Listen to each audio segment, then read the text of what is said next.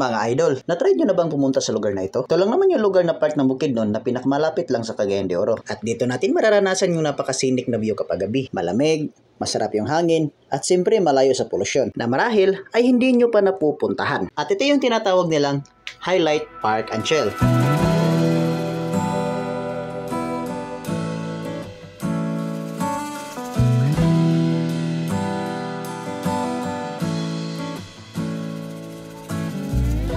Napakabilis at napakadali lang itong puntahan. At kung hindi ka pa familiar sa lugar na to, ay pwede kang mag-research sa Google or sa Waze na Highlight Park and Chill. At automatic ay dadalhin ka na mismo sa lugar na ito. Almost 50 minutes yung biyahe ko kasi nasa Tablon pa ako. Pero kapag sa city proper ka na magsisimula, ay siguradong 25 minutes pa lang ay makakarating ka na sa mismong lugar. Alright guys, so nandito tayo ngayon sa Old Town Saloon, Highlight Park and Chill. Grabe kayo ka tsada dire guys, no?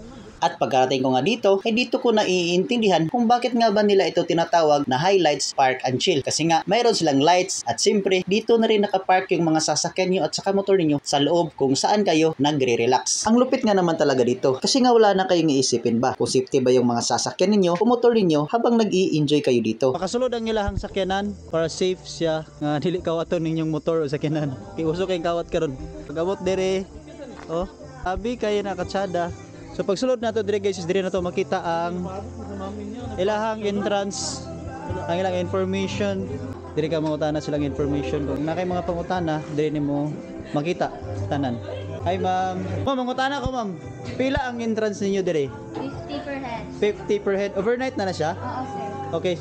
Namo mo nakita na ko ng mga bangko. Unsa ni siya paabangan ni siya or Abangan na siya, sir. pila pod ang isa na ma'am? 50 po, sir. 50 Japon kani siya table.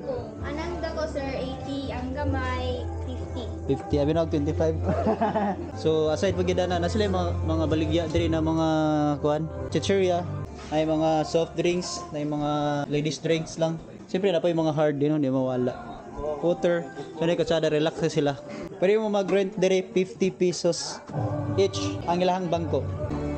All ra kay ni siya sa city guys. Gikan ka sa Cagayan de Oro, siguro mga 20 minutes lang or buta na to 30 minutes padulong dire, no? Sakto lang imong dagan na. Google Map mga 30 minutes lang. Taas na kay 30 minutes. Unahan lang ni siya sa gango. Relax kay sa nga tanan, daghan kay mga lights, punuan sa mangga. Di ka mag-tent diya, magduyan. Kaulan pa karon.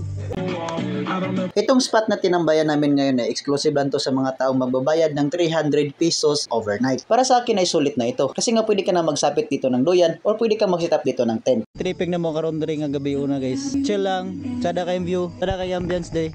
At kung sakali kayo ay gutom na, ay huwag kayong mag-alala kasi nga nagsiserve sila dito ng mga pagkain na suwak din sa budget ninyo. Kami kayong bulalo. Kung sa order diri yung mga foods guys, so gusto mo gutomon mo diri.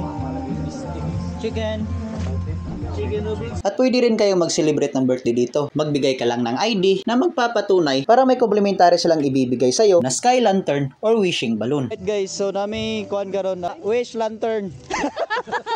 Sunugon daw ni siya dire butang kuan. Atong basahon nila hang wish. I wish you to have a healthy life. Chai, wish nako para nimo mi unta maoki na ka og matumong. Matunong saktong utin. Chicken baby, protect my baby Ginson, my partner. Alright, so nagkuta na guys. Okay. Boy.